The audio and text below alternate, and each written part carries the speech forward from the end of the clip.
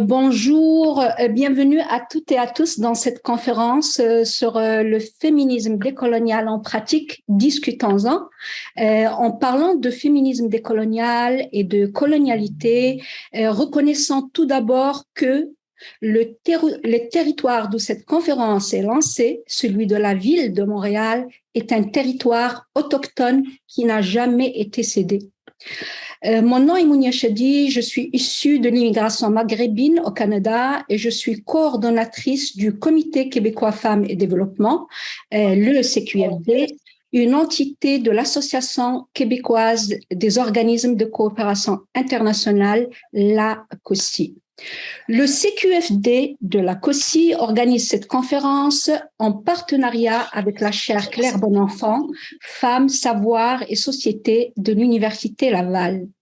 Dans ce cadre, je tiens à saluer la présence active dans cette conférence de Michèle Asselin, directrice générale de la COSI, et d'Isabelle Auclair, titulaire de la chaire Claire Bonenfant.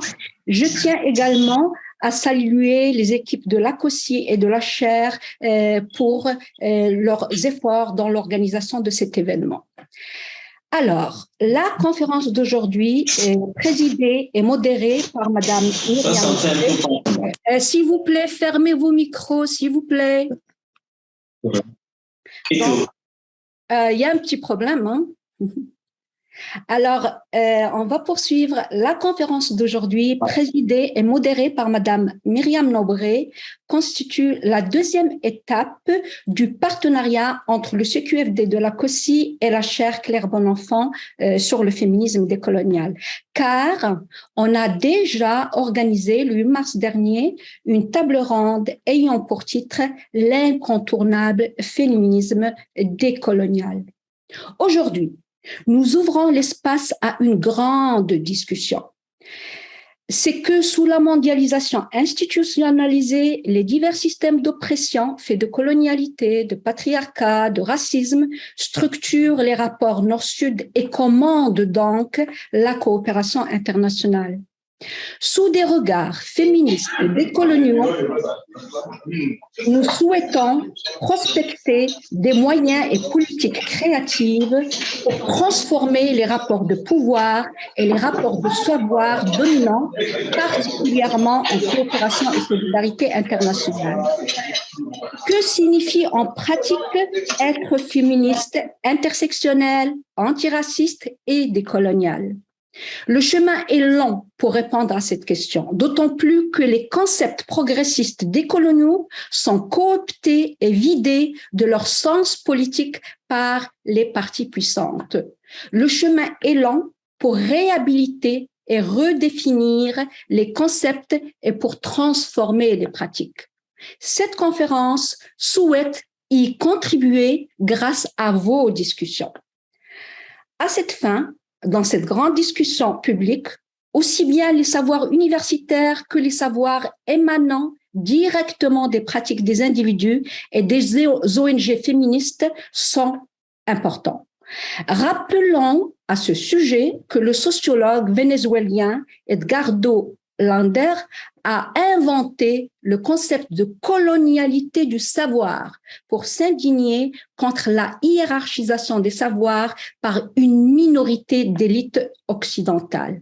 Cette grande discussion ouverte aujourd'hui veut aller à l'encontre de la colonialité du savoir. Elle veut documenter divers types de savoirs pour co-construire en pratique les féminismes décoloniaux. Nous invitons vivement les savoirs terrain et théoriques des féministes des Suds à s'exprimer. Sur ce, je vous souhaite bonne discussion et je passe la parole à ma collègue Jade Saint-Georges de la chaire Claire Bonenfant qui vous présentera le déroulement des travaux de cette conférence. Merci. Monia, merci à tout le monde d'être présent et présente aujourd'hui. Moi, je vais faire plus des petits points logistiques pour s'assurer que tout se déroule le mieux possible. Je vais essayer d'être brève, mais il y a quand même plusieurs petits éléments à souligner. D'abord, je pense qu'on ne l'a pas encore dit, mais l'interprétation est offerte en anglais et espagnol. Donc, merci aux personnes interprètes de rendre ça possible. Et donc, vous pouvez, dans le chat, là, je pense que les détails pour avoir accès à l'interprétation sont précisés. Sinon, le petit onglet interprétation. Dans quelques minutes, quelques secondes, je vais passer la parole à Myriam pour un mot d'introduction. Une fois que Myriam a représenté, en fait, mis la table et introduit le sujet d'aujourd'hui, les questions de discussion, on sera divisé en 6 sous-groupes de discussion pour favoriser les échanges. Donc, on est des personnes en français, anglais, espagnol, majoritairement des francophiles. Donc, il y aura 4 groupes en français, un groupe en anglais et un groupe en espagnol.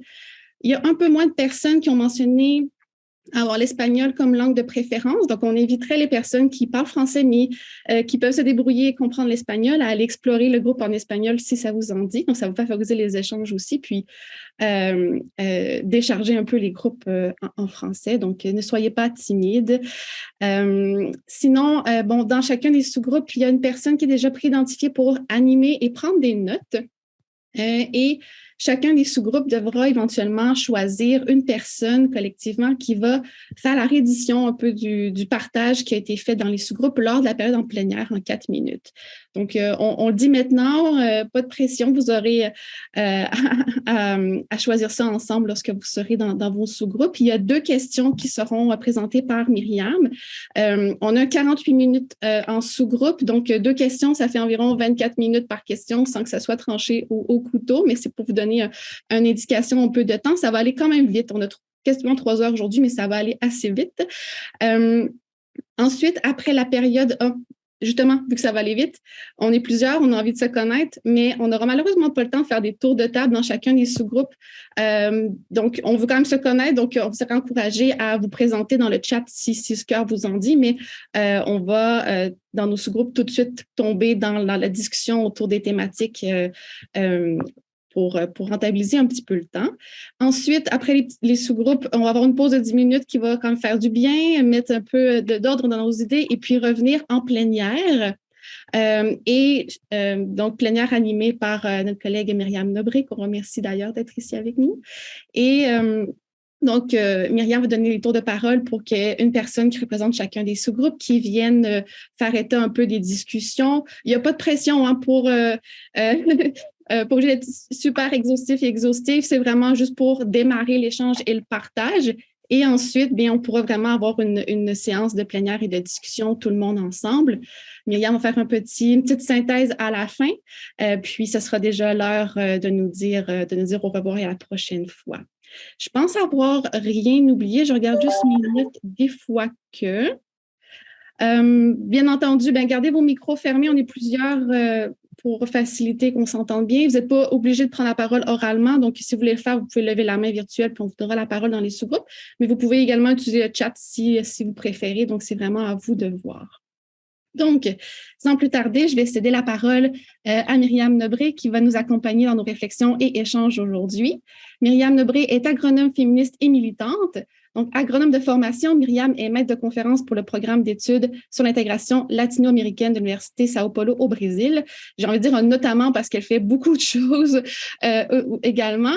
Elle a publié de nombreux articles sur l'économie féministe, l'économie solidaire et la question paysanne. En plus d'être impliquée dans le domaine de l'agroécologie, Myriam est également militante active de la Marche mondiale des femmes, dont elle a coordonné le secrétariat international entre 2006 et 2013. Et donc, sa riche expérience et perspective avec la solidarité internationale féministe depuis le Brésil, mais à travers le mouvement transféministe comme la Marche mondiale, va nous accompagner au cours des 3 prochaines heures dans nos échanges, nos partages qu'on va avoir aujourd'hui. Donc, on est très heureuse qu'elle ait accepté de se joindre à nous. Et sans plus tarder, je lui cède la parole. Merci beaucoup, Myriam. Merci beaucoup, Jade et Mounia, pour ouvrir cette session. Et je dois aussi remercier le courage que vous avez eu d'inviter une femme brésilienne qui est maintenant au Brésil, dans le chaleur d'une campagne électorale, avec beaucoup de lutte pour changer l'ordre du pays maintenant. Maintenant, nous avons un président très conservateur et nous sommes avec la possibilité de changer ça. Donc, je suis imprégnée de ça. En plus, mon français, c'est pénible, hein, donc je vous demande la patience. Mais donc, Hélène, est-ce que vous pouvez partager les petites vidéos là qui vont m'aider pour organiser mon horaire, pour apporter ici, amener ici les réflexions qu'on a déjà fait. Donc, nous sommes dans un schéma d'approximation successive, comme Monia a dit, mais comme je suis fille d'Oshun, donc pour moi, toujours les schémas, ce sont des schémas d'eau. Alors cette rivière-là, qui nous sommes en train de naviguer, et avec ces bateaux-là de la Cossie et de la chère Claire Bonenfant, c'est la rivière qui parle de réflexion collective sur les critiques féministes, intersectionnelles et décoloniales de la coopération et de la solidarité internationale. Nous avons eu ces points d'arrêt en 8 mars 2022 avec une table ronde.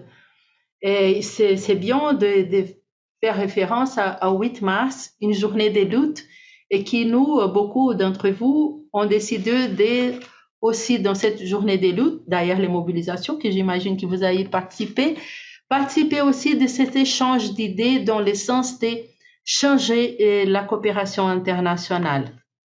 Et donc, ces points d'arrêt avaient par but de mettre beaucoup de lumière sur l'intersectionnalité.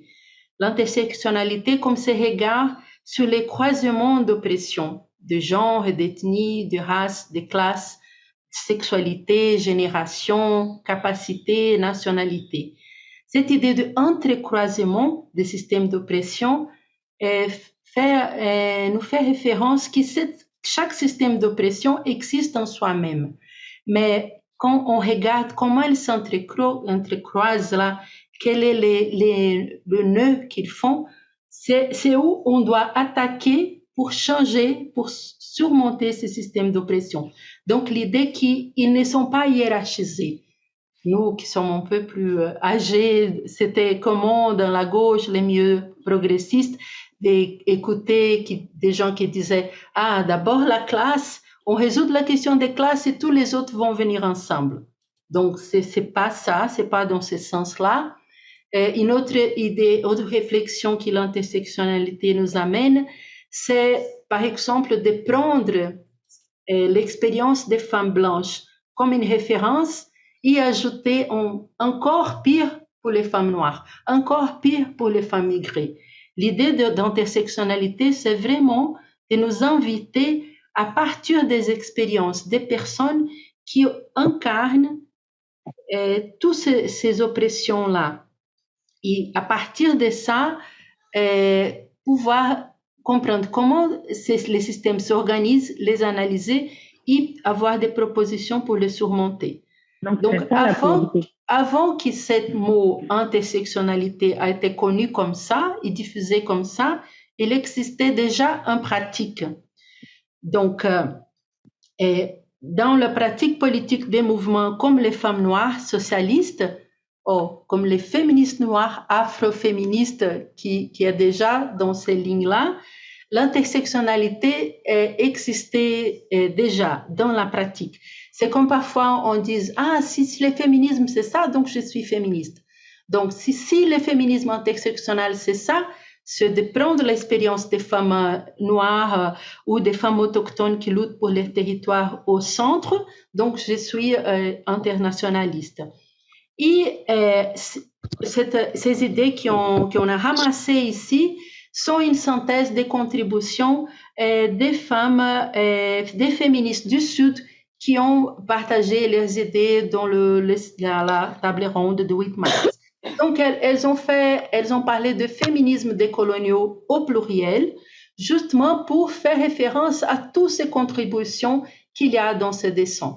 La lutte anti-impérialiste, les luttes et perspectives des continents du Sud, les transféminismes et des féministes autochtones, la biaya, comme on les nomme ici en Amérique latine, qui ont dans les entrecroisements, dans les centres, les corps, les territoires, les mémoires et mots. Les corps, parce que toutes ces réalités sont incarnées. Et même la binarité des genres fonctionne comme un corset, comme une imposition de normes, d'une façon comme on doit regarder et vivre notre corps. Donc, c'est incarner et en même temps penser la possibilité de vivre nos corps librement. Les territoires, parce que c'est là, c'est où les comment se réalisent. Par exemple, quand on parle de cosmovision de communautés autochtones, on se voit comme un sujet collectif qui a une relation entre les personnes et aussi avec la nature. Donc, une fluidité entre les communautés et la nature.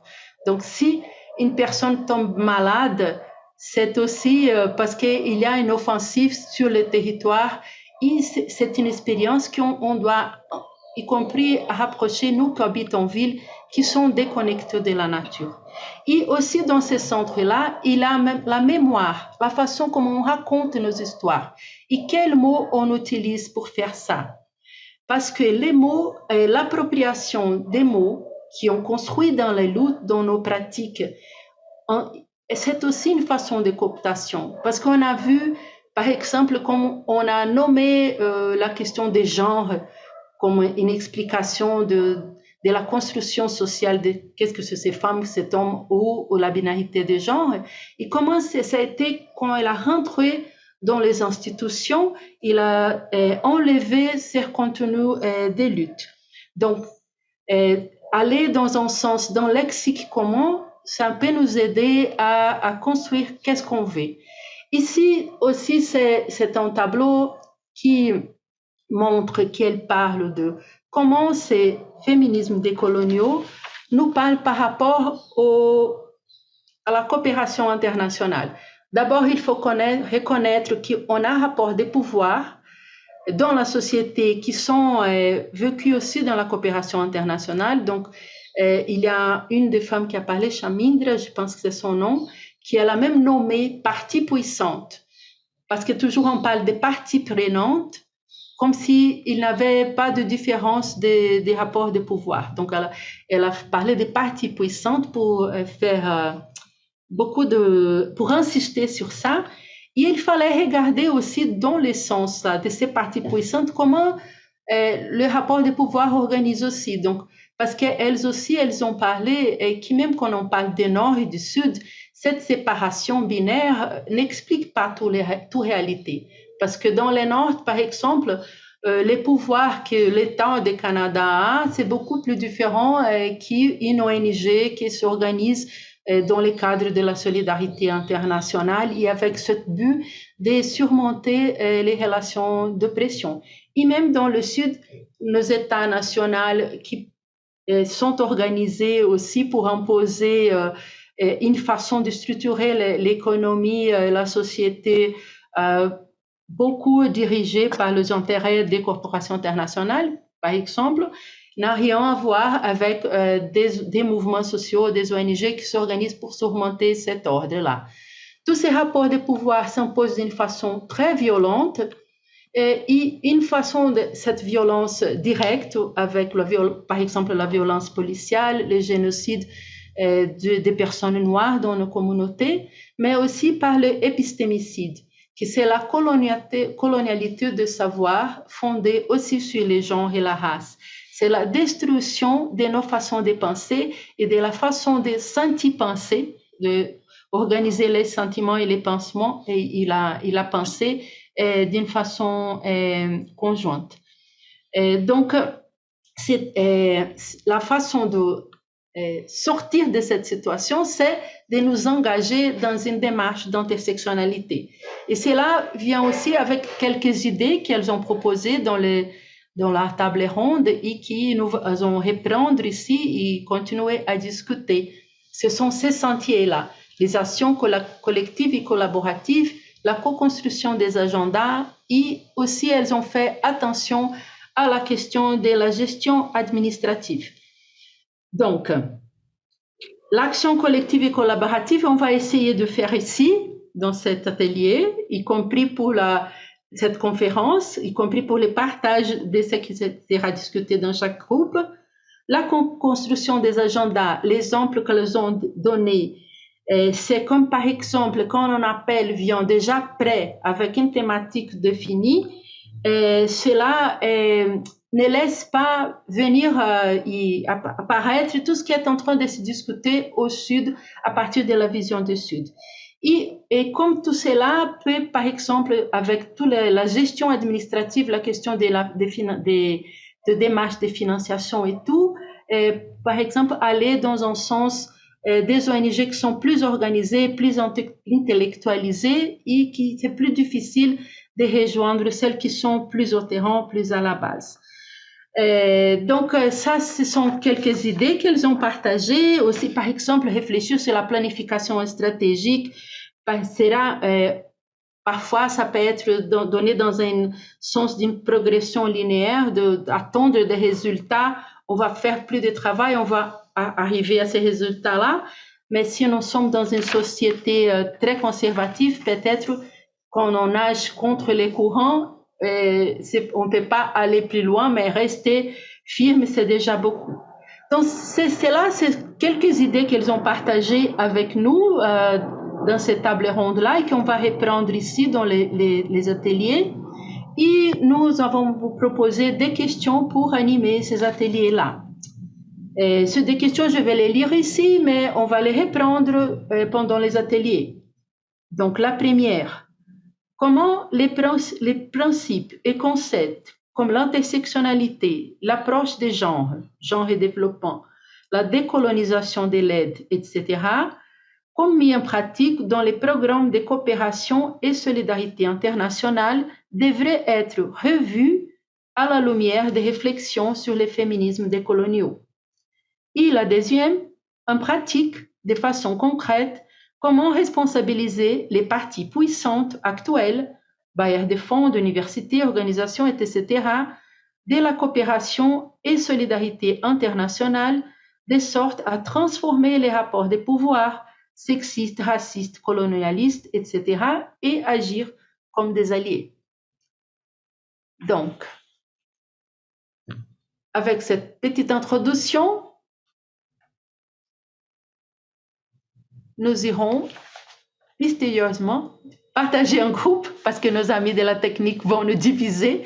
On est dans cette salle, tout va disparaître, on va réapparaître dans une salle d'atelier où ils auront d'autres animatrices qui vont animer la discussion entre vous. Mosa mamam capire, la mosa mamellam. Capire mosa mamam capire. Inspire la mosa mamellam.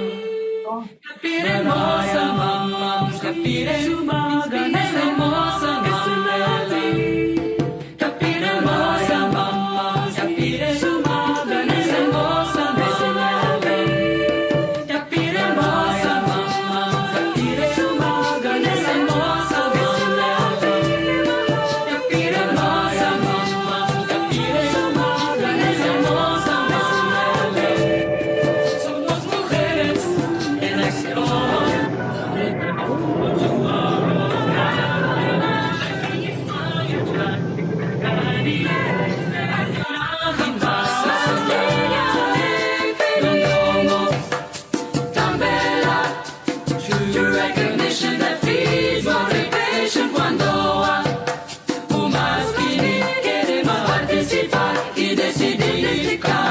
Cantamos por el futuro, ela desala musa,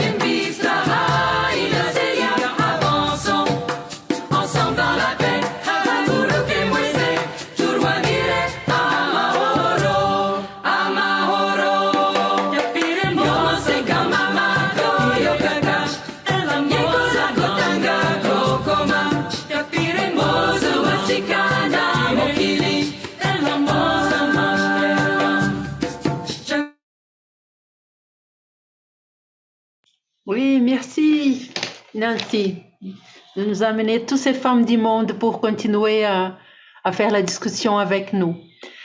S'il y a quelqu'un qui n'a pas encore mis son mot dans nos nuages collaboratifs,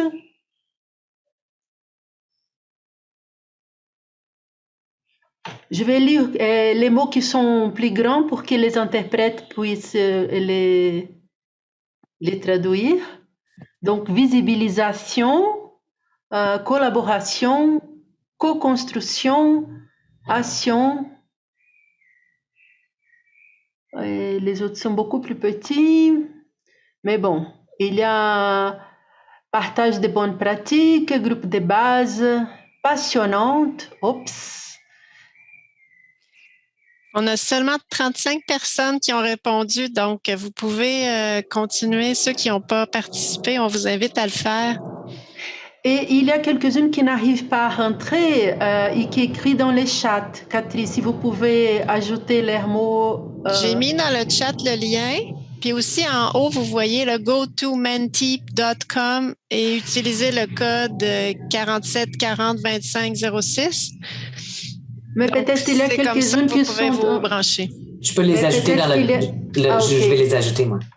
Parce que peut-être il y a quelques-unes qui sont dans leur téléphone cellulaire. Oui, c'est comme ça qu'on fait. On fait menti.com avec le cellulaire, puis on rentre 47402506. C'est ce qui est écrit en haut de l'écran que je partage. Je ne sais pas si vous le voyez. Oui, mais celles qui n'arrivent pas pouvaient écrire dans les chats et Nancy va nous aider à mettre les mots là-dedans, comme sensibilisation, plaidoyer, prise de conscience et tout. Il est très important de savoir que tout le chat va être copié et collé dans le compte rendu de l'événement. Donc, n'hésitez pas tout le temps à écrire. Les interventions par écriture seront vraiment prises en compte. Bon, la co-construction augmente de grandeur. Vous voyez que ces nuages, c'est aussi en construction. Bon, j'espère que ces nuages des mots pleuvent sur nous dans la continuité de notre atelier. Alors, nous irons continuer en écoutant celles ou ceux qui vont présenter un peu de leur discussion. Et comme les groupes d'Espagnols qui ont une contrainte d'horaire, donc on va commencer par l'espagnol. Vous avez 4 minutes. J'espère que vous pouvez bien autogérer les temps. Ça fait partie aussi de la construction collaborative, de la co-construction. Mais de toute façon, si à la fin des 4 minutes, je vais parler, je vais rentrer dans la scène. C'est Maxima qui va présenter? C'est María. Ah, María. Venga, María. ¿Dónde estás? Bien, aquí estoy. Bueno. Buenas tardes. Estuvimos presentes en el grupo de español, compañeras, y tomamos la palabra, compañeras de Ecuador, Bolivia, Colombia, Nicaragua, Argentina, y planteamos algunas cuestiones que menciono brevemente y alguna de las compañeras va a sumar lo que yo haya olvidado. Se planteó dar cuenta del modo en que la cooperación a veces produce despolitización de las iniciativas y alienta la despolitización de las intervenciones de las organizaciones en el territorio, la importancia de que las políticas y las intervenciones estén pensadas desde esos territorios y las personas que actúan en ellos, no desde los escritorios, la necesidad de pensar y de velar. Había en el chat una intervención de una compañera de Nicaragua, sobre todo, pero también en Colombia, por la seguridad de quienes están al frente de estas iniciativas y que muchas veces asumen los riesgos que esto implica. Y la cuestión de cómo poder sensibilizar a las a las personas que están en las instituciones donantes a partir de capacitaciones y al mismo tiempo cómo las organizaciones del territorio generar redes para compartir conocimiento y favorecer la gestión, el rendimiento de indicadores, toda la parte, si se quiere, burocrática de la cooperación como una forma de facilitar y de conformar redes para que esto sea más sencillo. Compañeras, si alguna tiene algo para sumar a lo que acabo de decir del grupo de español. No, yo creo que había todo. Gracias. Bueno, Ouais. gracias. Perfecto, super pardon, bien dans les temps et aussi celles qui veulent peuvent ajouter. Après, on va avoir les tours de parole aussi ouvertes. Donc maintenant, on peut suivre avec un groupe de Français, les groupes 1 des Français. Je ne sais pas si vous avez nommé les groupes d'autre façon, mais sinon... C'est nous les un pour... OK. Ça serait, s'il n'y a pas d'autres personnes qui se manifestent, c'est Laurent qui va... OK. Donc, suivez l'exemple, les bels exemples des hispanophones. Hein? 4 minutes max. Donc, je vais. D'accord. Donc nous, on a discuté premièrement de comment est-ce que les principes et concepts comme l'intersectionnalité et l'approche de genre, la décolonisation sont mis en pratique dans les programmes de coopération et de solidarité internationale. Bon, est-ce qu'ils devraient être revus? Bon, à la lumière des réflexions sur les féminismes décoloniaux. Il y a eu beaucoup d'échanges. On a manqué de temps, je pense. Les discussions étaient vraiment intéressantes. Donc, plusieurs points ont été relevés, notamment l'importance de centrer les partenariats sur les besoins des organismes locaux et de contextualiser l'intersectionnalité dans les différents pays en misant sur le co-développement, finalement, des capacités plutôt qu'un renforcement des capacités qui est unidirectionnel, puis qui, bon, peut-être malheureusement, des fois, est fortement imprégné de la compréhension, puis des valeurs qui sont au nord. Donc, je pense qu'il y a vraiment une importance de se recentrer sur les besoins des partenaires, des populations qui sont, bon, dans la majeure partie des cas, au sud. On disait aussi, quelqu'un a dit, l'intersectionnalité demande au quotidien de se questionner sur nos pratiques à nous, la façon que nous travaillons avec l'intersectionnalité au quotidien, c'est la façon qu'on va être en mesure de le projeter. Donc, il faut se questionner sur nous-mêmes au sein de nos organisations, au sein de nos pratiques. Comment est-ce qu'on fait une place aux gens qui sont issus de plusieurs horizons et puis de plusieurs diversités possibles. Donc, je pense que c'est ce qu'on a dit. Hein, les bailleurs de fonds nous demandent de l'intégrer, cette intersectionnalité-là, mais souvent, c'est un peu en décalage ou en dissonance avec certaines réalités locales. Donc, je pense qu'il y a vraiment un travail de co-construction puis de co-développement à faire sur qu'est-ce qu'on veut atteindre en termes d'intersectionnalité ou de développement ou de travailler sur le genre. Il y a des notions de genre qui sont complètement différentes, qui sont perçues de manière différente au nord ou même au sud. Et puis, donc, des fois, on dirait que ça coince un peu. On n'arrive peut-être pas à communiquer de la façon qu'on voudrait. C'est des choses qui ont été partagées. Des tabous à certains niveaux. Il y a des tabous qui sont relevés là, lorsqu'on travaille au quotidien. On avait un intervenant qui fait de la coopération au quotidien, puis qui relevait un peu la difficulté reliée à certains tabous. Donc, il faut communiquer, mais il faut écouter aussi, il faut voir de quelle façon est-ce que ces concepts-là peuvent être discutés et partagés plutôt que d'être imposés par le Nord. Puis, on s'est questionné aussi sur comment est-ce qu'on peut responsabiliser les parties prenantes qui sont en situation de pouvoir, les bailleurs de fonds, les universités, les organisations de la coopération. Comment est-ce qu'on peut les responsabiliser à vouloir réellement transformer les rapports de pouvoir, qui soient liés au sexe, qui soient liés peut-être au concept de race, là, de colonialisme, etc. Donc, vraiment, ce qu'on disait, c'est il faut sensibiliser les bailleurs de fonds à travailler en fonction des besoins qui sont locaux et non de ce qui est imaginé des fois dans un bureau, dans une tour au nord. Là, il faut vraiment que les projets s'appuient sur les besoins réels des populations. C'est comme ça que ça peut vraiment avoir un impact. Puis de valoriser les savoir-faire locaux et l'expertise locale plutôt que de prétendre arriver et puis d'amener finalement le développement ou la science. On essaie de sortir de cette façon de penser-là, de ce paradigme-là, puis de valoriser vraiment la co-construction, le co-développement. Puis voilà. Merci. Juste dans le temps, donc alors on peut écouter un troisième groupe de Français.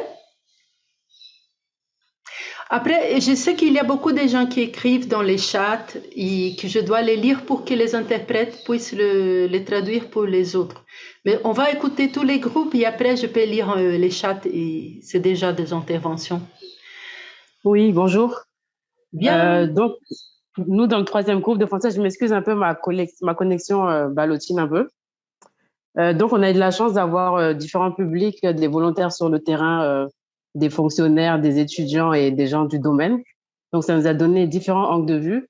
Mais en général, on a commencé déjà par se dire qu'il était important de redéfinir les termes de décolonisation, d'intersectionnalité et d'égalité de genre avec les populations à la base, c'est-à-dire les populations chez qui on vient apporter le renforcement, vers lesquelles on vient faire de la coopération. C'était vraiment nécessaire pour parler de décolonisation. Et pour décoloniser, il faudrait comme déconstruire tout un système pour pouvoir mieux le reconstruire. C'était notre point de vue. Dans le sens où on disait que les rapports de pouvoir sont inégalitaires. Ça, c'est un fait. C'est des choses qui restent là, qu'on n'a pas encore réussi à changer, malheureusement. Malgré la coopération, on le voit notamment avec les aides qui viennent toujours des pays du Nord vers les pays du Sud.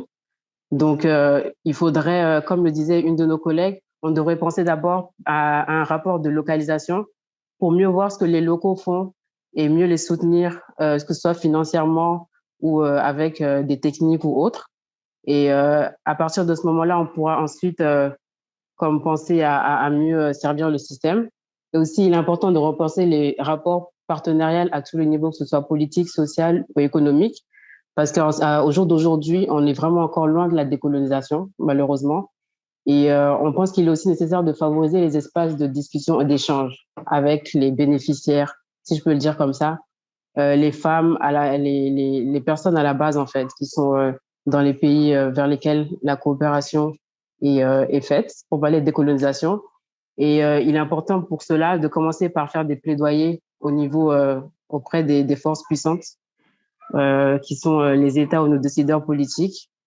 Puis, c'est ça, revoir vraiment tout le pouvoir, pour résumer, mieux intégrer et impliquer les personnes concernées, donc toutes les femmes qui n'ont pas forcément une bonne visibilité, afin de leur donner la place et les moyens nécessaires de prendre place au niveau de l'agenda international et mieux être consciente des causes qui les touchent. Donc, j'espère avoir bien résumé ça. Merci. Merci beaucoup, Mayuma. C'est aussi vraiment dans les temps. Et donc, on a assumé ensemble ces co-constructions. On respecte les temps. Alors, peut-être on peut écouter les groupes anglais pour changer un peu la langue et après le dernier groupe de français. Qu'est-ce que vous en pensez? Alors, les groupes d'anglais. Thank you. I believe there was just one English group, so that should be me representing it. So when we were talking about revisiting concepts in light of feminist decolonization, first of all, I must add that we had friends from around Canada, but also around the world. And so we really talked foremost about how concepts are typically created in the global north and how they're replicated and imposed in the global south. And rarely do we see the reverse trend, almost assuming that all these ancient civilizations and cultures that exist don't have concepts that can influence international development discourses. Examples were shared around how women from indigenous communities are rejecting the imposition of Western understandings of even things like feminism. Like why should that be important? And we're not engaging as much with these questions. We also talked about the idea that we know best continues in the international development sector. When I say we, I mean people in the global now with the resources, linked to a white savior complex, which has clear links with our global colonial history. So again, who makes decisions, who designs structures, be it something as, a tool specific as an RBM that holds the entire program accountable, or even decisions around whether it should be an SRHR project or an education project, and we're deciding what that should be, what that should look like. Just an instant, sorry, Ajita, because the interpretation, I think it's not working for the French. Ah, ça marche. Ok. Non, j'ai vérifié, ça fonctionne.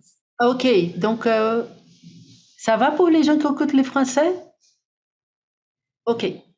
Okay, all right. Okay. And just to end the first part about really similar to what previous speakers talked about in terms of how do we get rights holders and their unique ideas, aspirations, voices to shape discourses as well as ultimately the decisions that matter.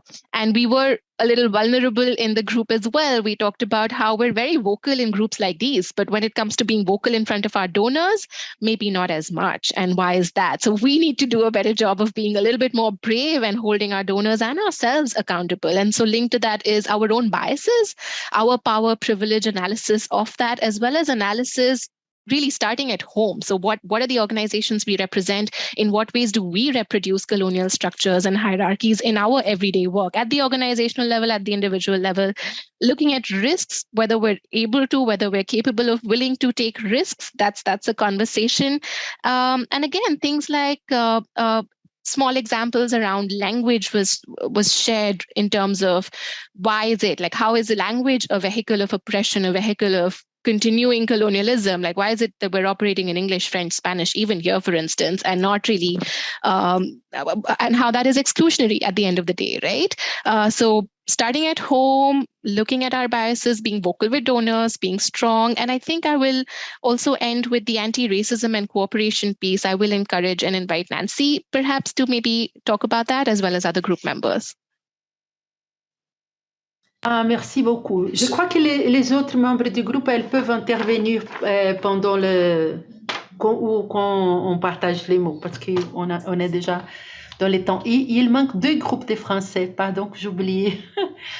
Alors, merci, Najita, merci beaucoup.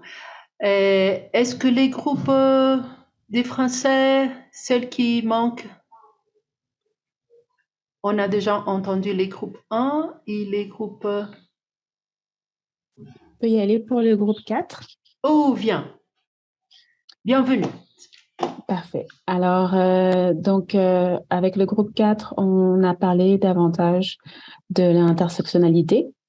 Donc, il y a eu plusieurs interventions déjà au niveau du fait que souvent ces concepts sont pas compris dans leur intégralité, dans toute leur complexité. Donc souvent il y a l'accent qui est mis sur les dynamiques de race, de genre, de classe, et qu'on oublie d'autres sources d'oppression comme les situations d'handicap. Donc on a parlé du fait que c'était abordé vraiment de façon trop théorique. Et donc, il y avait des suggestions, par exemple, de partir de sa propre situation d'oppression, essayer de vraiment ressentir des situations d'oppression qui auraient pu être vécues au niveau personnel, et de cette façon pouvoir développer de l'empathie vis-à-vis d'autres systèmes de situations d'oppression pour pouvoir les mettre en perspective. Et donc, il y avait d'autres interventions, notamment du fait que souvent les termes sont utilisés d'une façon très instrumentale et qu'on oublie l'approche transformatrice, que dans beaucoup de contextes, notamment sur le terrain, donc comme c'est souvent des concepts qui ont été influencés par la politique, ce qui fait que même si à l'origine, ils viennent des pays du Sud, la façon dont ils sont maintenant expliqués et intégrés dans les projets, ça fait que souvent, ça devient des concepts qui peuvent paraître nouveaux. Et donc, ils sont souvent pas intégrés de façon optimale dans tous les projets.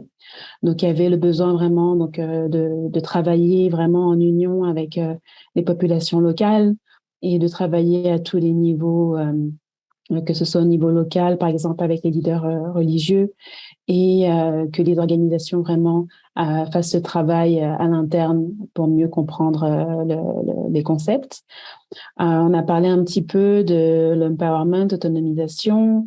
Donc, il y avait une intervention pour expliquer que ce serait peut-être intéressant de parler d'empouvoirment, parce que souvent, donc, il y avait un manque de vision, en fait, des rapports collectifs, qu'on était vraiment dans une dynamique individualiste encore, dans la façon de travailler, et aussi de la perception aussi de certains individus, de l'impact, en fait, de certaines choses qui sont enracinées. Donc, par exemple, il y a eu des interventions pour dire que des personnes coopérantes ou des personnes du personnel d'organisation qui peuvent se retrouver dans des situations de position de domination juste du fait d'être blanches, qu'il y avait vraiment des choses à déconstruire à un niveau individuel, parce qu'il y a certains systèmes d'oppression qui restent malgré la volonté d'aller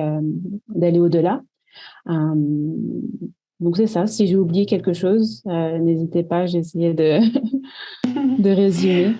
Si tu as oublié quelque chose, les autres vont parler après. Merci beaucoup, Esmedane. Mais c'était, à mon avis, c'était parfait. Les derniers groupes de Français. Bonjour. Alors, oui, bien, c'est bon? C'est bon, c'est très bon. Voilà. Nous autres, au niveau de notre groupe, nous avons discuté sur l'importance d'impliquer les bénéficiaires des projets dès leur élaboration pour éviter que les bénéficiaires conçoivent que ce soit un projet un peu, les anciens colons ou bien les colons sont venus parce qu'ils ont élaboré un projet, mais nous autres qui allons en bénéficier, nous n'avons rien à voir là-dedans. Donc, ça peut être une réflexion, surtout pour le cas d'Haïti. Je suis haïtienne. Donc, on a dit que c'est important pour qu'on puisse, dès le commencement, dès l'élaboration du projet, en tenir compte et impliquer les personnes qui vont bénéficier de ce projet. Et nous avons mis l'accent aussi sur l'ADS, c'est l'analyse différenciée selon le sexe, pour qu'on puisse voir quels sont les impacts que le projet va avoir sur les hommes et sur les femmes. Donc, pour qu'on puisse vraiment allier le féminisme à la dignité, aux valeurs fondatrices des droits de la personne. Donc, on a dit aussi le décolonialisme doit être un processus individuel. Ça doit être aussi dans les institutions et ça doit aller vers l'État, vers le gouvernement. Et on a dit que ça doit s'allier autour de la bonne gouvernance, parce que c'est pas seulement le travail qui doit être fait au niveau individuel, au niveau institutionnel et au niveau de l'aide internationale, ça doit aussi aller vers cette bonne gouvernance qui peut influencer les résultats des projets aussi. Nous avons dit que ça doit tenir compte de l'environnement et des réalités socio-culturelles. Et c'est des choses qui sont extrêmement importantes dans l'élaboration de projets, dans l'aide internationale. Quand les réalités socio-culturelles ne sont pas prises en compte, eh bien, on passe souvent à côté des résultats qu'on voudrait avoir, que ce soit sur la population en général et sur les femmes en particulier. Nous avons aussi parlé de l'importance de prioriser un dialogue sud-sud, tout en tenant compte des points de similitude qu'on pourrait dégager dans ce dialogue-là, avec aussi les bonnes pratiques. Donc, on pourrait non seulement prioriser le dialogue sud-sud, mais s'atteler aussi sur les bonnes pratiques et voir comment on peut les canaliser, les orienter, les utiliser pour donner les résultats aussi. Donc, nous avons dit, mis à part le dialogue sud-sud, il faudrait mettre l'accent sur le plaidoyer. Le plaidoyer sur la reconnaissance des valeurs fondatrices des droits humains, c'est-à-dire la dignité, la liberté et l'égalité.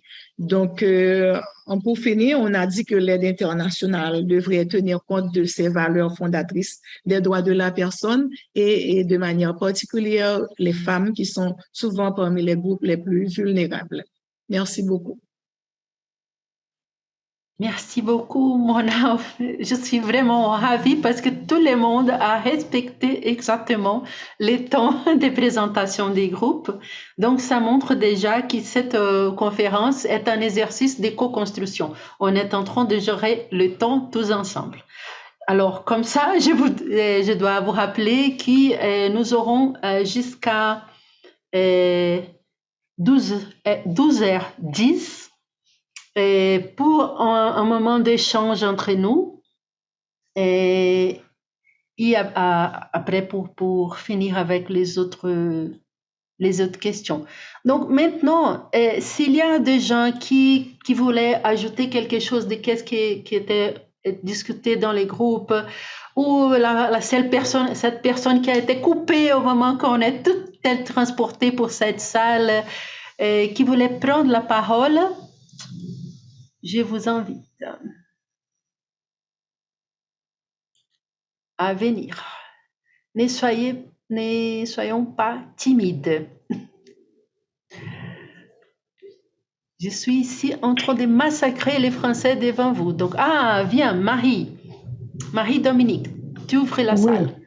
D'accord. Donc, je remercie Mona qui a fait une bonne présentation de tout ce qu'on avait dit dans le groupe. OK. Et j'aurais aimé quand même faire un petit ajout sur quelques points qu'on avait mentionnés.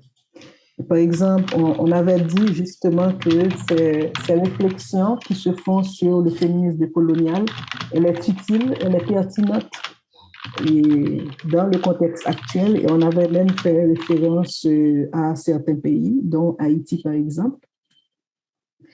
Et ce qu'on a dit, selon les contextes, il faudrait aussi partir de l'éducation aux droits humains, et ce pour arriver à une reconnaissance par les personnes les plus marginalisées, vulnérables, etc. Et qu'elles prennent conscience qu'elles sont des personnes détentrices de droits. Et pour cela, il faudrait les accompagner à connaître et à revendiquer ou défendre ces droits. OK? Et on a dit que ce serait aussi de la responsabilité première des États et des gouvernements qui, à partir de ça, pourraient définir des programmes d'intervention et solliciter justement l'appui de bailleurs de fonds, d'organismes de coopération pour aider à mettre en œuvre ces programmes d'intervention qui seraient basés sur des besoins identifiés localement. OK? Et ce qu'on avait dit encore, c'est qu'en tenant compte des rapports de force qui existent, même au sein des mouvements féministes dans certains contextes. Donc, alors, c'est par rapport à la deuxième question. Il faudrait s'adresser aux parties puissantes, notamment. Donc, Mona avait bien mentionné le plaidoyer, mais ce plaidoyer aussi devrait être fait pour aider, pour amener les bailleurs de fonds comme partie puissante à être plus ouverts et à être plus à l'écoute des situations qui existent dans les contextes. OK? Et on a dit aussi qu'on aurait besoin des universités justement pour continuer à appuyer, à donner des contenus au contexte, au concept, et aussi pour orienter sur l'application de ces concepts. OK? Et parce que on a beau parler de intersectionnalité, des féminismes décoloniales, etc., c'est pas évident que c'est bien approprié partout.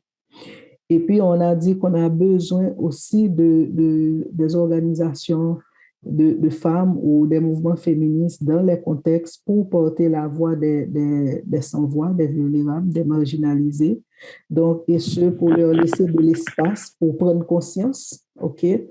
Et aussi pour que ils puissent porter leur voix, faire entendre leur voix. Donc, voilà un peu ce qui était dit dans le groupe que je voudrais ajouter. Merci Marie. Je ne vois pas d'autres personnes inscrites, donc je vais lire ici un peu les chats.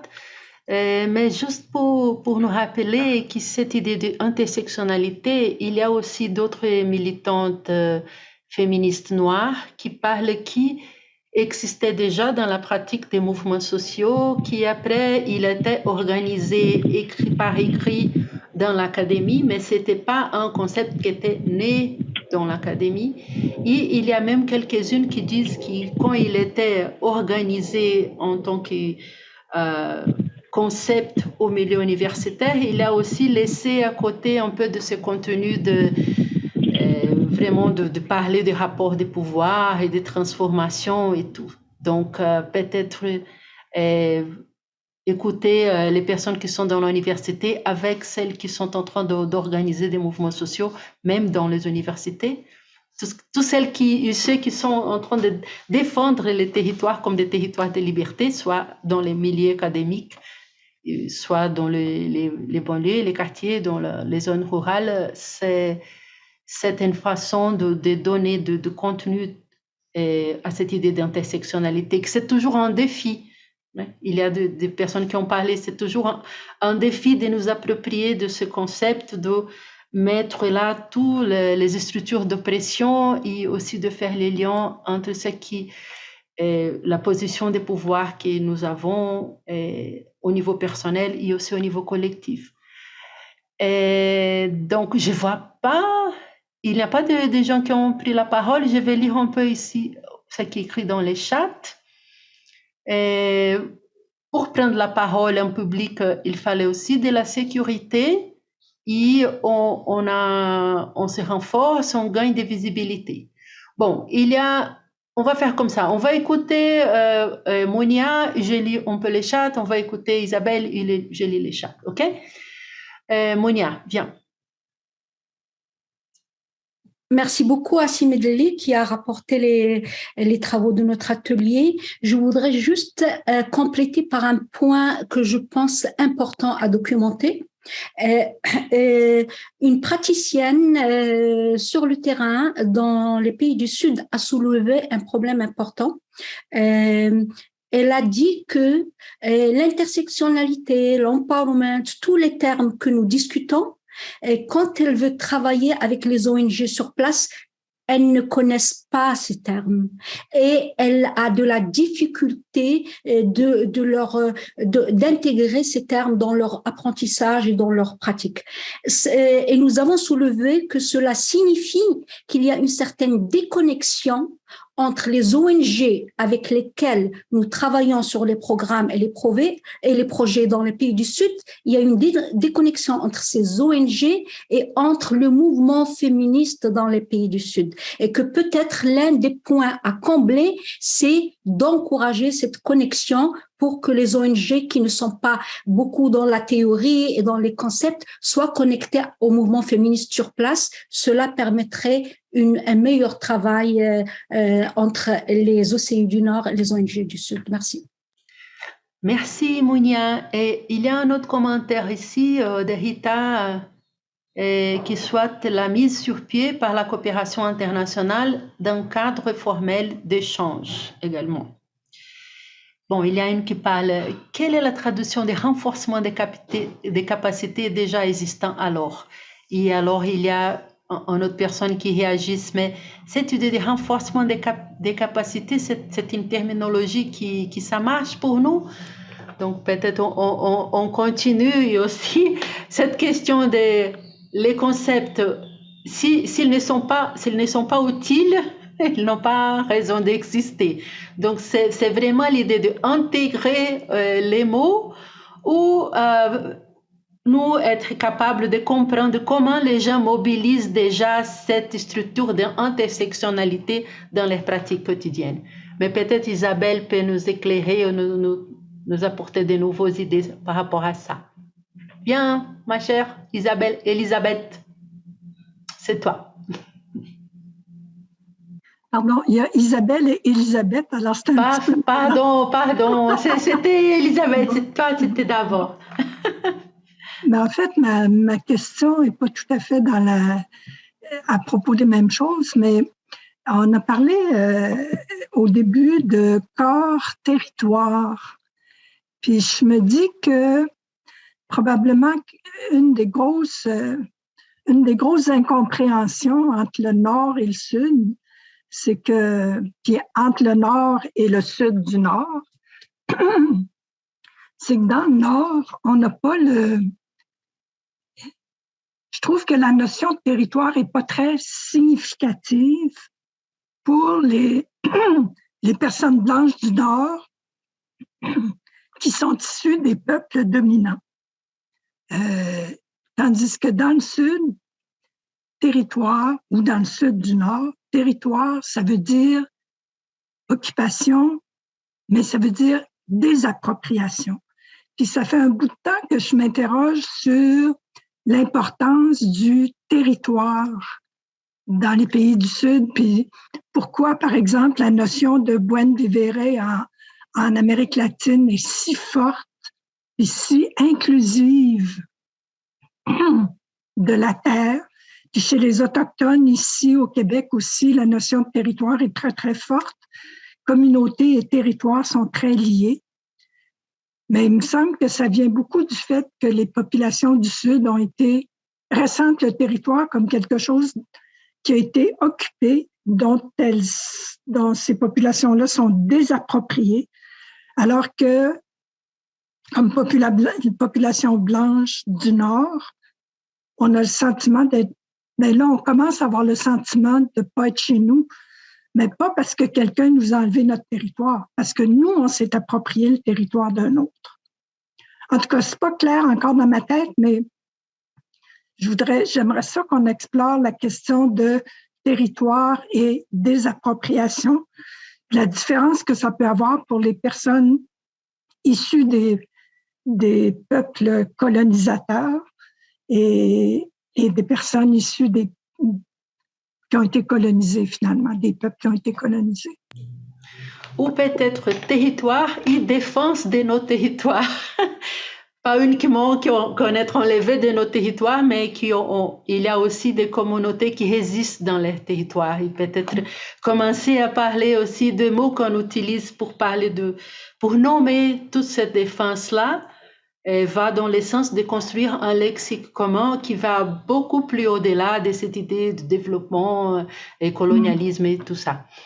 Mais maintenant Isabel. Viens Isabel.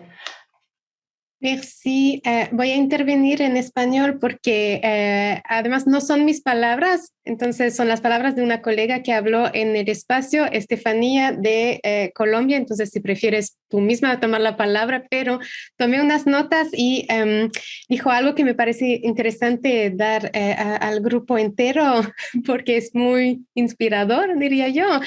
Dijo que teníamos que volcar el imaginario de la cooperación internacional y pensar en procesos inversos. Entonces, que son las mujeres mismas desde los diferentes espacios que deberían decidir y ser las primeras interlocutoras y el ejemplo que daba Estefanía era, entre otras cosas, en cuanto a política pública y en los espacios también en los cuales se supone que apoya la cooperación internacional, pero muchas veces sin tener a las mujeres mismas como primeras interlocutoras. Así que eso quería poner al grupo en general, pero son las palabras de Estefanía, no son las mías, perdón. Gracias Stéphanie et gracias Isabelle pour amener ce sujet très important au débat. Maintenant, nous avons Mona et après Lucie. Oh, voyez, j'ai déjà me perdu dans ce qui était écrit dans les chats. Donc, s'il y a quelqu'un qui a écrit des choses intéressantes sur le chat, s'il vous plaît, demande la parole et viens parler ici. Mona. Oui, je voudrais remercier Mounia pour le point qu'elle avait fait, parce que normalement, chez nous, quand on vient avec les projets et on ne tient pas compte des besoins et des femmes en particulier, dans une société machiste et patriarcale, ça vraiment, c'est très difficile pour que les femmes puissent bénéficier de ces projets. Alors, ce qu'on a parlé de l'empowerment, c'est déjà dans le 3e objectif du millénaire, les ODM, et maintenant c'est repris dans les ODD. Et les pays du Sud, comme le mien, c'est des pays qui sont partis à ces dispositions internationales. Ça veut dire que moi, je pense qu'il y a un travail qui doit être fait du côté des ONG aussi, parce que le féminisme, c'est pas les droits des femmes et puis c'est fini. C'est toute une procédure, c'est tout un processus, c'est toute une philosophie, c'est un engagement aussi. Donc, si on va au niveau de l'aide au développement, eh bien, il faut que les gens qui soient porteurs de ces projets-là puissent avoir cette maîtrise de l'intégration de la dimension de genre de manière spécifique et transversale, pour que les femmes puissent vraiment bénéficier de l'aide au développement. Parce qu'on a deux choses à faire. On a le niveau global, mais on a le niveau particulier, surtout dans des pays du Sud comme le mien, où vraiment les femmes sont parmi les groupes les plus vulnérables. Merci beaucoup. Merci, Mona. Maintenant, c'est Lucie, après Nancy.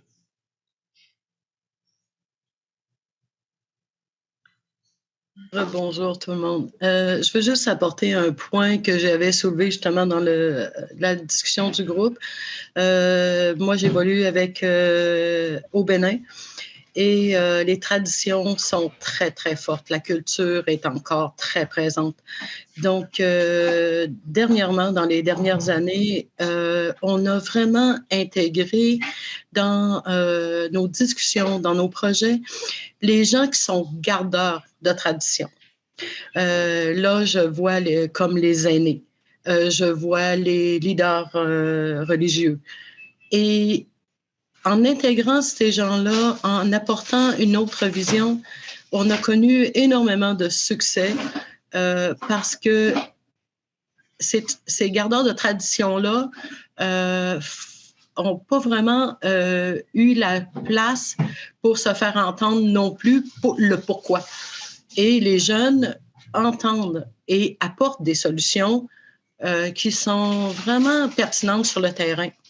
Donc, quand on parle de terrain, il faut aller dans chacun des pays est très différent. Donc, pour moi, je pense que ça, d'intégrer ces décideurs-là, ça peut vraiment apporter un grand soutien à revoir les principes. Merci, Lucie. C'est Nancy et après Maïmou. I just wanted to add to what Adjita mentioned when she spoke about the English workshop. In the English workshop, we also wanted to mention, and I put it in the chat, but the commitments of organizations that have signed on to the anti-racism framework for Canada's international cooperation sector. And I put the link in English and French to that framework that organizations are invited to sign on. And one of the interesting things is that the organizations commit to anti-racism within their organizations, and there's 3 different levels. So one is administration, human resources, evaluating what are our practices, how can we be more anti-racist within the self-reflection as an organization of internally administration, human resources. Another of the commitments is regarding communication. So what are the images that we project? What photos do we use? If we have photos of our partners in Mali, are there Malian photographers? Do the Malian photographers get the credit? Is it our intellectual property as an organization, or how do we? So all of the communication practices of organizations. And the 3rd level of commitment is, of course, in programs and projects, and how can we be more implementing anti-racism and intersectional and decolonial perspectives in our work. So I just wanted to highlight that the group in English wanted to bring forward, and I put the links in the chat. Merci Nancy. Maintenant c'est Maïmou. Merci beaucoup. Moi, je voudrais juste insister sur la décolonisation du savoir qui joue un rôle important dans la co-construction. Si on veut vraiment arriver à à faire adhérer aussi les organisations, les communautés, les leaders locaux et tout ce qui s'ensuit du Sud et adhérer dans les concepts. Il faut qu'on valorise également leur savoir. Et voilà, la valorisation donc des expériences et des bonnes pratiques du Sud. Et pour moi, il faut aussi évoluer vers un discours de relations égalitaires entre les capacités financières du Nord, parce que la plupart des bailleurs de fonds, ils viennent du Nord, et le considérer en ce sens comme s'ils viennent soutenir plutôt des initiatives locales que de leur imposer quoi que ce soit. Et là où ça peut donner beaucoup plus de place à l'expertise du terrain et des organisations du Sud. Donc, briser le mythe qui positionne le modèle occidental comme une référence, mais plutôt un modèle adaptable dans des contextes spécifiques. Donc, mettre au cœur la synergie et la solidarité internationale. Merci beaucoup, Maïmout. Vous posez une question que toujours je m'efface aussi, parce qu'on peut voir que les sociétés au Nord, elles ne sont pas bien non plus. Donc, qu'est-ce que les gens qui habitent au Nord peuvent apprendre des pratiques, des réalités au Sud qui puissent être utilisées pour transformer leurs propres sociétés? Absolument, absolument. Moi, je suis sur le terrain pendant plus d'une vingtaine d'années. Je vous assure que j'ai rencontré des femmes extraordinaires qui n'ont jamais eu la chance d'aller à l'école, qui ne sont pas alphabétisées, mais qui sont dans une perspective féministe qu'on ne peut même pas imaginer. Donc, moi, je pense qu'on a besoin de tendre la main et d'unir les forces. Oui. Oui, c'est comme j'avais parlé. Hein. Si vous laissez ces femmes-là parler, elles vont nous donner une classe d'intersectionnalité beaucoup plus intéressante, qui peut-être on a déjà écouté dans d'autres places. Je ne vois plus les mains levées. Peut-être, je pourrais, si on va dans ce sens des approximations successives, et pas dans le sens que moi, je ferai une synthèse qui va tout organiser, je pourrais parler un peu. Et comme ça, si on a le temps, on réouvre la parole. Est-ce que vous êtes d'accord? Parce que bon, pour moi, c'est difficile d'essayer de faire une synthèse parce que je me sens concernée. C'est beaucoup de sentiments, des réactions. C'est un bouillonnement dedans. Donc, si vous m'avez invité, vous acceptez que moi, je suis comme ça. Donc, une des choses que je vois, que vous avez apporté dans les discussions, c'est un peu l'indissociabilité entre les processus individuels et collectifs. Chacune d'entre nous, on est interpellé pour cette idée d'intersectionnalité et ça nous fait réfléchir sur nos positions de privilèges, y compris parfois on se sent un peu mal à l'aise parce qu'on se voit, bon, je suis la femme blanche qui parle, non pas moi parce que je suis une femme noire, mais parfois je me vois comme une femme noire, scolarisée, qui a fait l'université. Bon, j'ai une position de privilège, qu'est-ce que je dois me faire? Et quand les femmes me confrontent par rapport à ça, je me sens un peu, comment j'ai réagi à ça? Donc, c'est toujours un défi qu'il fallait réfléchir, mais qui fait du sens dans un travail collectif. Et cette idée aussi que je crois qu'on peut apprendre des communautés traditionnelles de ne pas voir le temps comme une temps d'une façon linéaire. Donc, on ne va pas se poser d'abord c'est les changements individuels après les collectifs ou d'abord les changements collectifs après l'individuel. Ce sont des choses qui s'y passent en même temps. Et si on pense le temps linéaire, on voit que parfois on va en arrière. Parce que aussi, vous avez parlé beaucoup dans les groupes. Ici, on a mis moins de temps pour échanger sur les contextes très régressifs partout dans le monde, au nord comme au sud. Donc, toutes ces questions qu'on parle, on parle dans un contexte où augmente le conservatisme, ou d'une façon très violente contre les femmes, contre les personnes noires, contre toutes les personnes qui ne sont pas dans la norme. Donc, nos responsabilités est encore plus grandes dans ces contextes-là. Vous avez beaucoup parlé aussi de la coopération. Ça, je crois que c'est vraiment important. Si la coopération, si on est d'accord, j'imagine, que la coopération a été pendant des années un outil du colonialisme, si maintenant on a une volonté politique de ne pas faire comme ça, mais comment on peut regarder toutes les structures qui ont été créées dans le sens d'imposer le colonialisme pour voir dans cette structure-là qu'est-ce qui fait que cette chose marche dans ce sens-là. Pour cela, il y a, je ne sais pas, peut-être un exercice d'inviter les gens à dire quel est le sentiment que vous avez quand vous écoutez quelques mots. Comment vous vous sentez, par exemple, dans l'estomac, là. Quelques mots comme intégrer, besoin, je sais pas, les bénéficiaires. Ce sont des mots qui nous font rappeler comme si on ne savait pas bien comment gérer notre vie, et on a besoin des leçons de quelqu'un qui vient nous dire, même si ce sont des gens avec très bonnes intentions, très bonne volonté. Mais la question, c'est pas qu'on ne sait pas comment gérer nos vies.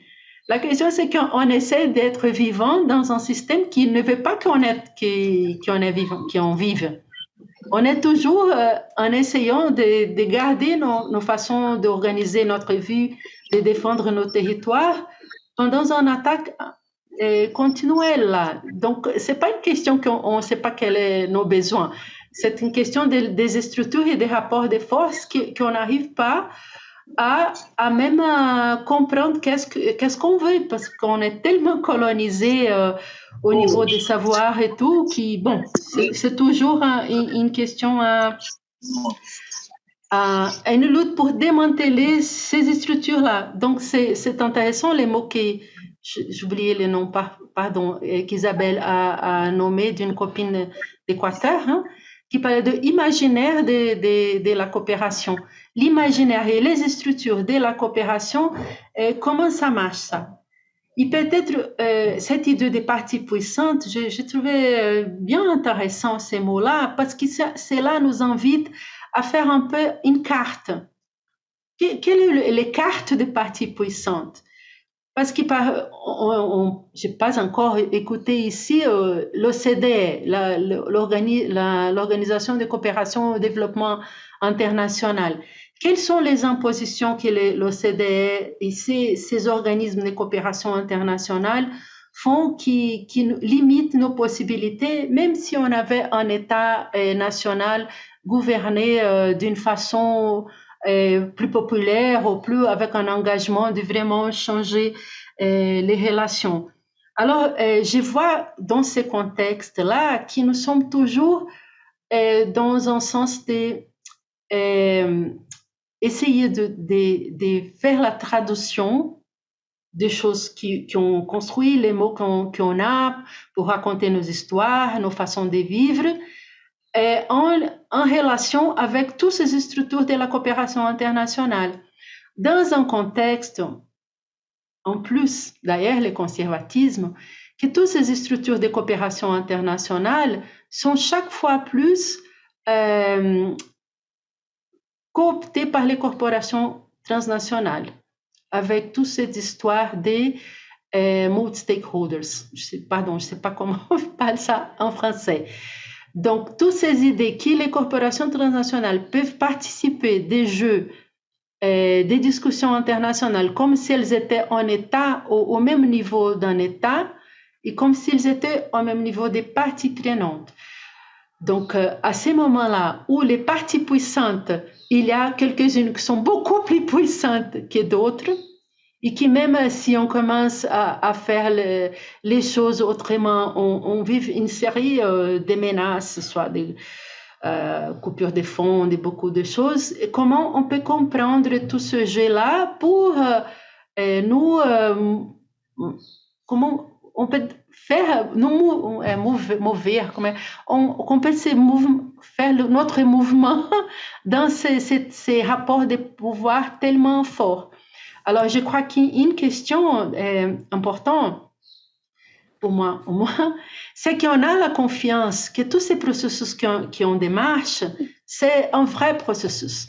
C'est pas uniquement qu'on va commencer à mettre l'intersectionnalité comme un autre mot qu'on va mettre dans nos projets ou qu'on va voir dans les formulaires, mais qui c'est juste mettre les mots là-bas et tout va bien. Et moi, personnellement, parfois, j'ai fait il y a des années, je faisais comme des analyses des genres, des projets, et j'étais vraiment très mal à l'aise parce que je vois qu'il y avait des organisations qui savaient très bien placer les mots, les bien mots, et qui faisaient rien au niveau pratique, tandis que d'autres organisations qui étaient tellement mêlées dans la réalité de la vie qui est conflictuelle, qui nous demande beaucoup, qui nous engage et tout, qui n'avaient pas le temps d'apprendre tous les beaux mots pour mettre dans les papiers, mais qui, dans la pratique, elles étaient beaucoup plus intersectionnelles. Ils confrontaient beaucoup plus les rapports de pouvoir que celles qui savaient bien écrire. Donc, moi, je vous appelle à faire attention à toutes ces choses des mots, des bien mots qu'il fallait les mettre. C'est un processus vrai. On a un engagement, en fait, avec tous nos corps, ou c'est une chose, c'est juste pour en parler, ou c'est juste pour écrire. Parce que cela est aussi un mécanisme de cooptation, de commencer à dire, il fallait mettre les mots comme ça, ou comme on dit, des maquillages verts, des maquillages violets. Donc, on parle d'égalité d'hommes-femmes, on parle d'environnement, mais en fait, c'est pour occuper, ne laisser pas un espace vide où les gens puissent réagir avec toute sa furia, toutes ces rages pour surmonter les structures d'oppression qu'il y a qu'on vit quotidiennement. Je crois qu'avec tout ce qui est parlé, Rita a envie de parler, donc je m'arrête et après je continue avec très peu de mots. Mais viens, Rita. Prends la parole. Ok, j'ai suivi, beaucoup des éléments ont été pris en compte. Ici, je voulais plus encore mettre l'accent parce que nous sommes ici en République démocratique du Congo. Nous sommes dans une approche qui va un peu lente vers cette lutte. Donc, nous avions quand même suggéré d'avoir un cadre formel avec les associations de la coopération internationale, un cadre formel d'échange en termes aussi d'échange de compétences. Et nous avons aussi, si j'aurais, c'est vrai, où la collègue parlait de subventions et d'accompagnement, ça suffit pas seulement d'envoyer l'argent, mais nous voulons quand même, en termes d'accompagnement, pour qu'on voie comment éduquer ces femmes pour le booster, afin que cette lutte atteigne quand même les objectifs. Il y a cette nécessité de renforcement de capacité et nous avons aussi de préalable de plaidoyer à faire au niveau de notre Parlement ici et nous voulons quand même une jonction de force pour qu'en fait on trouve quand même l'espace pour faire exécuter ou exercer le droit de la femme. Donc, c'est notre priorité, mais il y a d'un côté cette fragilité de la femme qui est faible, qui est marginalisée. Au Congo, en RDC, par exemple, les femmes sont très, très engagées, mais quand il faut, maintenant qu'ils occupent ces postes de responsabilité, ils sont marginalisés par les hommes, que ce soit les femmes dans le milieu urbain et dans les milieux ruraux. Donc, cette marginalisation, elle est trop remarquable et trop flagrante. Donc, la femme est reléguée aux travaux secondaires, qui n'encourage pas du tout, et c'est ça notre lutte. Donc, nous souhaiterons quand même parfois même les descentes ici pour essayer de discuter, d'échanger et voir quelles mesures d'accompagnement en termes de convention, de collaboration pour cet accompagnement. Je ne sais pas ce que vous en pensez. Et Rita, je comprends l'accompagnement comme la solidarité internationale. C'est parce qu'on a beaucoup parlé ici qui faire tout ce qu'on veut faire, ça prend des risques, parce que aussi tous ces rapports de pouvoir sont gardés avec l'utilisation de beaucoup de violences et des menaces aux femmes, aux personnes qui luttent pour démanteler ces structures d'oppression. Donc l'accompagnement, ça vient aussi le fait qu'on se sent qu'on est coude à coude avec des amis qui sont forts, qui sont organisés dans d'autres parties du monde. C'est un peu comme ça. L'autre question, je crois qu'aujourd'hui aussi, c'est toute une réflexion qu'on devait le faire, c'est comment on prend les consciences. Parce que parfois, on a l'idée que les femmes ne sont pas bien qualifiées pour faire des choses, mais au moins, moi qui travaille avec l'agroécologie, ce que je vois, c'est que les femmes, elles sont très, très bien qualifiées pour faire l'agroécologie. Elles ont une connaissance énorme qui toujours apprendre avec elles. Mais comment ici, les gens en ville commencent à manger les bonnes cara et gnam qu'elles produisent, ils ne veulent pas qu'elles vont produire des tomates parce que je crois que je vais manger des tomates tous les jours. Peut-être c'est un peu de comprendre quels sont les savoirs que nous avons, quels sont les savoirs importants pour soutenir la vie et aussi, évidemment, mettre tous ensemble, faire les synthèses. C'est un peu ça qu'on est en train de faire dans cette conférence ici. On vient d'un processus, on est dans la rivière de ces connaissances-là. On échange entre nous, on fait des synthèses et on se sent en donnant quelques pas en avant. Donc, c'est évident. Moi, j'étudie beaucoup, j'aime bien étudier. Donc, on apprend beaucoup avec les personnes qui sont dans différents espaces, dans des différentes positions. Les positionnalités, comme les femmes ont apporté au débat à la première table ronde. Mais la question, c'est un peu comment on peut s'écouter plus, comment on peut laisser plus d'espace à celles qui ont été moins écoutées, et aussi la question des langages, que je crois qu'un groupe a aussi parlé. Si toujours on parle au niveau de anglais, français, espagnol, standard aussi, ça va limiter beaucoup quels sont les mots pour parler des sentiments, des pensées qu'on a.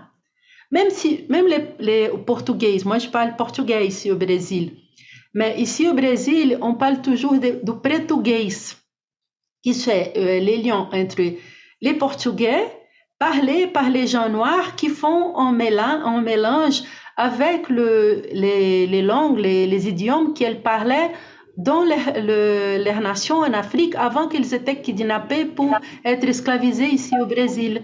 Donc, ce langage-là, le portugais, permet de parler des choses de la nature, des cycles de la nature, des aliments, toujours que les Portugais n'ont pas de mots pour parler, parce que c'est un langage vraiment ancré dans les territoires.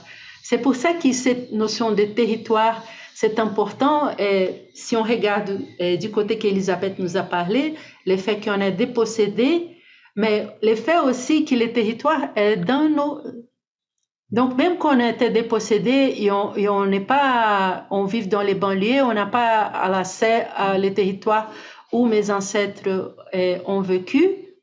Quand je reviens là-bas, quand je reprends ce territoire-là, j'ai la langue, et même par les rêves, tout ça vient dans ma tête. Donc, je crois qu'on a quand même 10 minutes pour finir.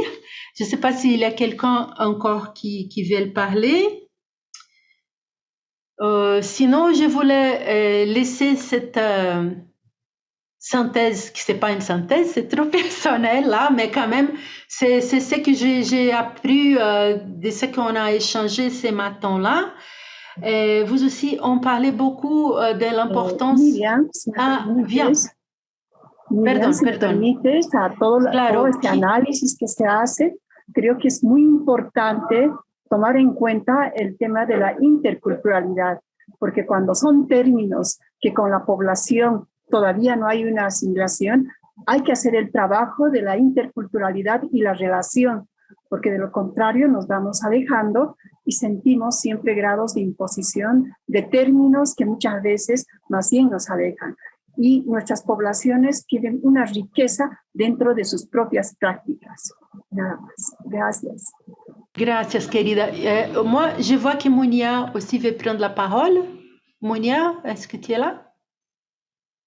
En fait, je voudrais juste dire qu'il y a toujours une pièce, parce que Myriam, tu as soulevé vraiment des points très importants, et je voudrais dire que même dans cette conférence que nous avons aujourd'hui, et dans la plupart des conférences et dans la plupart des activités, il y a une pièce manquante dans la discussion, c'est les ONG terrain.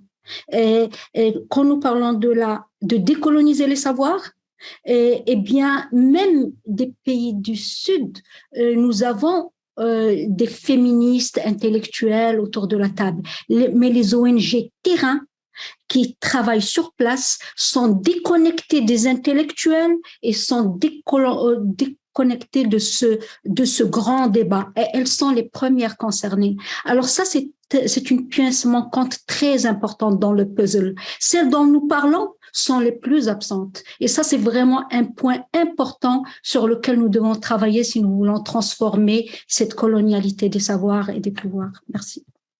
Merci, Mounia. Y compris si on rassemble avec les commentaires que les groupes hispanophones, je crois, qui a parlé de la possibilité que les ONG, les gens qui sont en train de travailler au terrain au Sud, puissent se rencontrer entre nous, avec nos propres mots, avec nos propres priorités, avec nos propres thématiques, pour qu'on puisse soit regarder ces outils, par exemple, toutes ces planifications stratégiques, les règles administratives et tout ça, comment on peut s'appuyer les unes et les autres, parce qu'on a parfois on a une force dans un niveau, une autre, on a une autre force dans un autre niveau, donc on peut se renforcer. Et aussi pour qu'on puisse dire entre nous, voyez ça, moi je peux pas. Parce que si on dit ça uniquement une ONG en relation avec la coopération internationale, c'est beaucoup plus faible. Si on parle les ONG ensemble qui travaillent avec les mêmes outils et on se regarde et on dit comment tu utilises ça, quelle est l'utilité, tu fais ça parce qu'il faut, ou c'est vraiment utile, comment ça marche. Donc on peut en parler entre nous, nous organiser un peu les idées et comme ça faire les dialogues avec la coopération internationale au niveau du Québec, par exemple, là aussi. Et aussi, vous avez parlé aussi de l'importance de vous joindre et nous joindre tous ensemble dans les différentes positions où nous sommes pour nous confronter avec ces parties puissantes, en fait, non? Les structures de pouvoir qui sont chaque fois plus, comment on dit ça, attrapées par les corporations internationales. Je vais vous partager les dernières minutes, une des principales préoccupations que nous avons maintenant ici au Brésil. Sur la filtration des informations, c'est la question maintenant, soit pour les contrôles, soit pour les marchés, pour nous vendre des produits ciblés, soit pour nous mettre à service de la manutention de l'ordre. Mettre en place un outil qui peut aider tout le monde. Tu veux parler? Pardon, je n'ai pas entendu.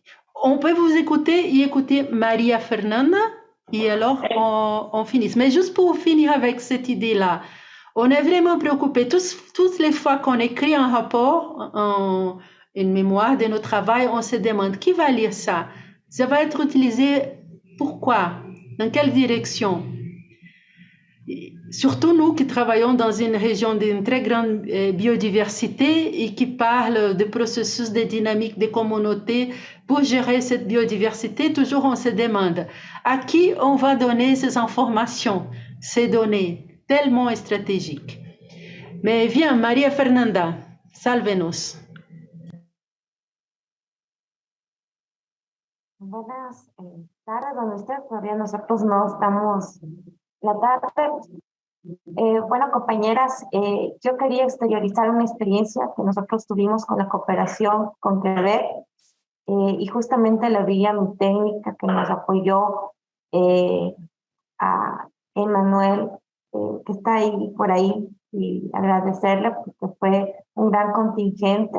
Creo que cuando nos unimos para hacer proyectos que aterricen en la realidad de las mujeres podemos ver grandes transformaciones. Y digo, ¿por qué eso? Porque nosotros hicimos con la cooperación un proyecto de capacitación a mujeres rurales con el tema de violencia intrafamiliar y hicimos rutas de atención en 5 parroquias. Y hoy día estamos viendo los frutos de ese pequeño proyecto, tal vez para ustedes, pero qué grande para las mujeres rurales en el cantón Riobamba, aquí de donde yo soy. Miren que cuando nosotros fuimos a una parroquia, ninguna mujer había podido acceder a las medidas de protección y no teníamos ninguna mujer aquí en el centro que accedió a los servicios de la fundación. Hoy día, en esa parroquia, alrededor de 30 mujeres acceden mensualmente a los servicios de protección, por ejemplo, de la parroquia de Licán. Y ni se diga, por ejemplo, de una parroquia que está bien alejada de San Juan, tenemos un promedio de 50 mujeres mensualmente que acceden a estos servicios, cuando no teníamos una sola mujer que accedía a esos servicios. Tal vez era insignificante el proyecto cuando lo veíamos así, pero cómo cambian las vidas de las mujeres cuando los proyectos se hacen con las voces de las mujeres y de acuerdo a las necesidades de las mujeres. Yo creo que desde ahí tenemos que partir, salirnos de esta burbuja de cristal que estamos sumergidas. Las mujeres en los territorios tienen múltiples necesidades y solo identificando esas necesidades vamos a poder llegar a ellas y vamos a poder que los servicios más básicos, elementales, humanos, de una vida digna, puedan llegar a ellas y poderles cambiar esa situación. Y yo quería tomar Gracias, la palabra. María Fernanda, perdón, es que el tiempo se va. Podemos hacer. Gracias, querida. Perdón de te interrumpir. Solo escuchar a Agua y ahí cerramos con unos minutos más. Perdón, María Fernanda, pero tú hablaste muy bien, reabriste la discusión y es en ese sentido que vamos. Como incluso acá dije a Anne-Sophie que hablemos de un proceso de medio-longo término, que no es todo se agota acá. Y también nuestra energía queremos que ella se desdoble en un proceso que de hecho provoque cambios. Muchas gracias. Awa, tu es la dernière, ma chère.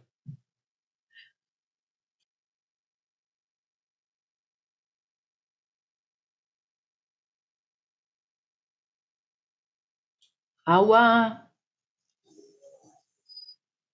Bonjour tout le monde. Bonjour ma chère, tu es la dernière, tu as 2 minutes en fait. Voilà, je suis donc Awa du Sénégal, je suis transformatrice artisanale de poissons. Donc je suis vraiment très ravie pour ce Zoom parce qu'on sent que de plus en plus, tous les parties prenantes comprennent que vraiment qu'il faut aller vers les plus marginalisés et tenir compte de leur avis. Et que sans ça, jusqu'ici, vraiment, nous, à la base, nous sommes consommateurs de projets. C'est nos associations même qui viennent nous imposer des projets. Donc, pour qu'on ait des résultats, ce sera très difficile. Et on est très content parce qu'on sent de plus en plus qu'il faut associer tout le monde et qu'il faut vraiment, dès la mise en œuvre, dès la conception, impliqué à la base. Merci beaucoup et à la prochaine. Merci beaucoup, Awa. Je suis certain que si tout le monde puisse parler ici, tout le monde allait remercier l'accompagnement des personnes qui sont très engagées. C'est tous ces gens qui sont impliqués à la coopération du Québec. On est très bien dans ces bateaux-là, avec aussi chère Claire Bonafont. Comme ça, pour finir, les derniers mots, en fait, ça sera Isabelle Auclair et puis Michel Asselin.